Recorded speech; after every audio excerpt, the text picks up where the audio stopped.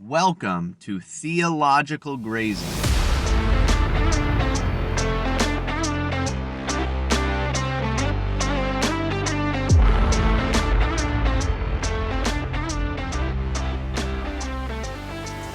I'm on my way to a chiropractor appointment, and I thought that it was a good time to try to think back on a book that I just finished 2 nights ago.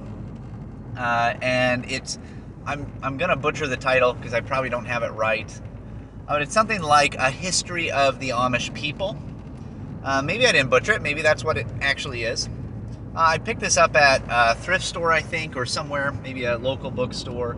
I'm interested sometimes in the Amish. I think they have an interesting way of life, getting into farming and reading a lot of Wendell Berry and others who are just very influenced by or respectful of the Amish way of life.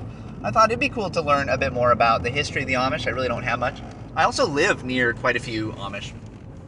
We live pretty close to Amish country, so we see and interact with them quite a bit. We get a lot of our wood from an Amish lumber mill, the wood that we burn, the leftovers from their milling.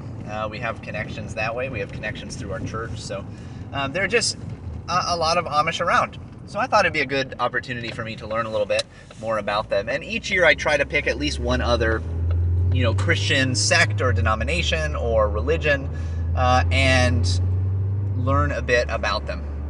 So this year I read this book. It was really interesting. I will say I was disappointed by the book overall. It was not as in-depth a history.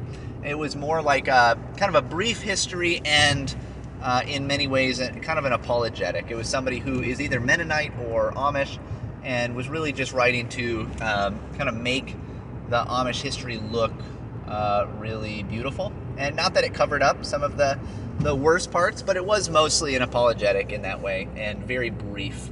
It didn't go into detail, for instance, a lot of the kind of doctrinal differences or things like that I might have been more interested in.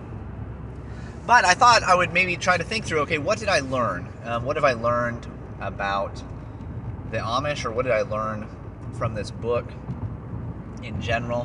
One thing that sticks out most when I'm thinking about kind of an overall thoughts and ideas that I got while reading the book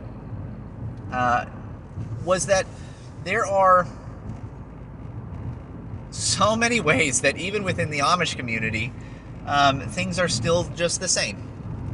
The liberal versus or liberal or progressive versus conservative pendulum that seems to be at work all the time in most denominations and churches is something that is debated and discussed and fought over and fellowship broken over in Amish churches and circles.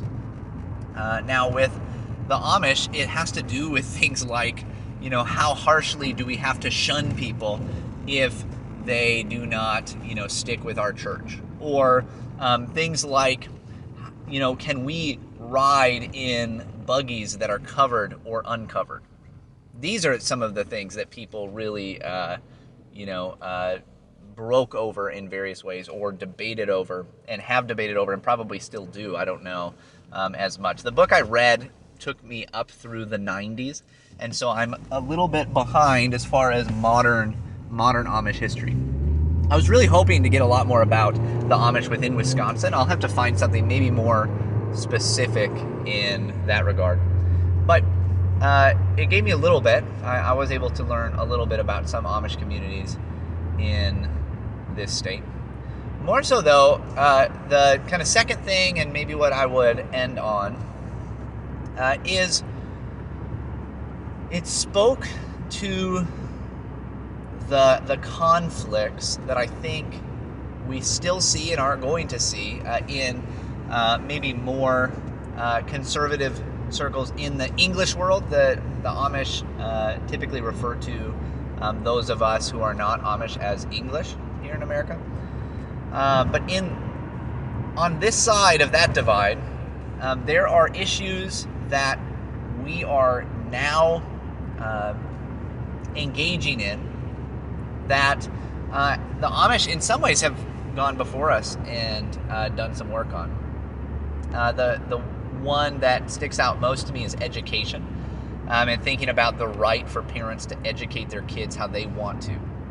This is something that the Amish had to fight, even in supposedly more conservative states, where you would think, at least today, would be much more lenient on how one might educate their kids. At least back in the 70s, 80s, places like Iowa were really going after Amish families, even jailing them when they would not put their kids in the local public schools. That kind of fight, who has the right to educate their kids and how they educate their kids. That's obviously something that's become very prominent today in the kind of conservative Christian circles. And what does it look like for us to seek to educate our own kids while at the same time, having to deal with the ever-encroaching government that wants to dictate how we are to do that, whether we can do it or not, what it's going to cost us in order to do that. This is something that the Amish have gone before us, and I think that we can learn from them and how they were incredibly active in fighting against those who would try to take and educate their children in a way that they did not think was right. One of the stories in the book that was really funny was there was at least one time when some local authorities, sheriff or somebody, showed up to an Amish schoolhouse to arrest some of the parents, the fathers of some of the children. And as soon as they showed up, the call kind of went out, and the kids just scattered, and they ran into the cornfields, and they weren't able to find a lot of the kids that they were going to find and figure out, hey, what family are they from? And so they just scattered, and they just ran, which I just thought was a great image of all these little boys and girls just running into the cornfield at a call. And then another scene when a sheriff came to arrest someone for how they were educating or not educating their kids. And in this little Amish schoolhouse, there was a scene where they began arresting some of these Amish men for truancy or whatever laws that they were putting into place or trying to uphold. And in the background, all of the Amish children just started to sing "Jesus Loves Me" at the top of their lungs. And so you have this horrible image of these men arresting somebody while children are singing "Jesus Loves Me," and obviously it makes them look like the bad guys, and they were in this case, right? They definitely were. The Amish were perfectly in their right to want to educate their kids how they wanted to.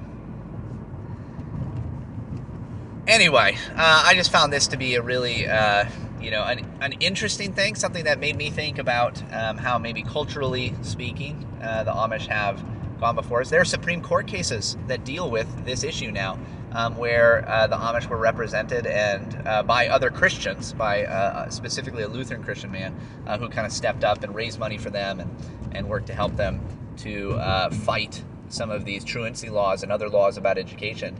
And now those laws are on the books because of what they did, and that is something that will be of great benefit for conservative Christians going forward, I think. Anyway, those are some thoughts. I've got some more, but I will call it good there because I just got to where I need to get out. Well, that's all, folks. If you could help me out, rate and review this podcast, share it with a friend, go ahead and email me if you have any questions. We're out.